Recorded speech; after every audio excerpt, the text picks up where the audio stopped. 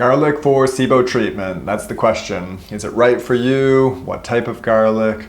We're gonna cover all that and more in this video. Hey folks, Todd Mansfield here from Byron Herbalist. I am a clinical herbalist here to discuss the use of garlic, particularly for methane SIBO. I mean, I do use it for hydrogen-dominant SIBO. Tend to avoid it for hydrogen sulfide-dominant SIBO or those kind of sulfur-reducing bacterial imbalances because it's chock-a-block full of sulfur. Really not well tolerated in that condition. A while ago, one of my first videos, I put together a selection of treatments for methane SIBO.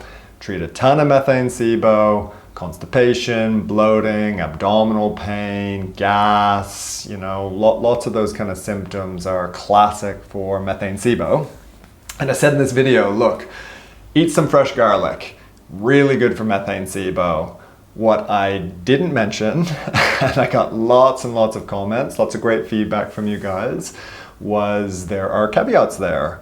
And so the caveat is, if you tolerate fresh garlic, even if you kind of moderately tolerate it, there is a payoff for a good chunk of patients when they consume garlic as a herb, and that would be crushed, consumed fresh, 1 to 3 cloves a day. Lots of comments on the video saying, number one, garlic is high in FODMAPs, it's contraindicated in SIBO. There's more to that. We want to dive into that. I don't think that's reasonable. We'll talk about that. And then number two, more reasonable, more understandable. When I eat garlic, I wind up with symptoms. I don't tolerate garlic, so that's not going to work for me. When we're talking about SIBO, my recommendations is never 100% low FODMAP. Get rid of the FODMAPs. It's very patient-led. We go on a little kind of FODMAP journey. We look for your triggers. We keep them out. We keep them low. And I like to remind my patients that if you do eat FODMAPs and you are symptomatic, that's not worsening your SIBO. That's just showing you that you still have work to be done on the bacterial imbalances in your small bowel. I've had one patient tell most of my SIBO patients this. She went on a no FODMAP diet for 7 years. As soon as she ate a FODMAP, even after 7 years, she was symptomatic. I said, look, let's test you for SIBO. I'm not sure, it sounds like SIBO. And she had one of the most severe cases of SIBO I've seen. Definitely in that top 10%. Pretty kind of conclusive. Low FODMAP diets do not treat SIBO. SIBO can still be lurking under there, causing the damage to the gut. Needs to be resolved.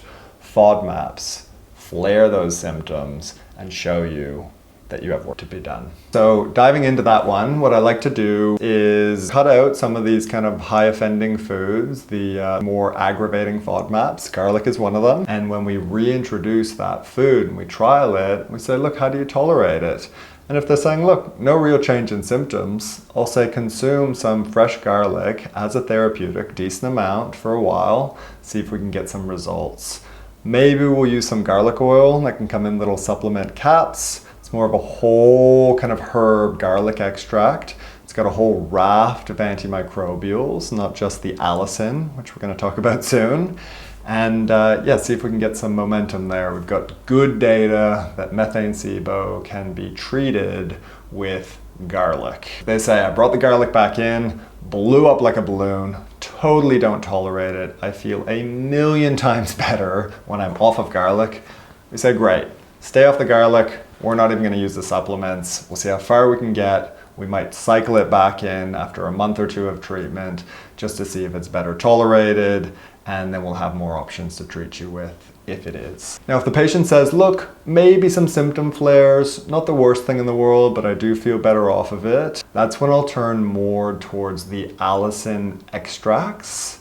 It can be a little bit pricey, but it is strongly indicated, again, particularly for methane SIBO, but SIBO, hydrogen dominant, methane dominant, I can think of a handful. One case in particular where standard treatments that, we'll talk about in another video, 50, 60, 70% improvements, kind of plateauing, maybe a bit of regression, back on the treatments, plateauing there again. Not a cure. The patient was definitely feeling a lot better, but we were looking for that next leg of treatment.